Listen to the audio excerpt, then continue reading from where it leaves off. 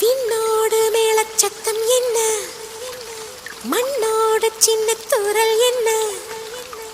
எங்கேதான் சென்றாயோ இப்போது வந்தாயோ, சொல்லாமல் வந்தது போல் இல்லாமல் போவாயோ, தப்பாமல் மீண்டும் சந்திப்பாயோ, நீ வரும்போது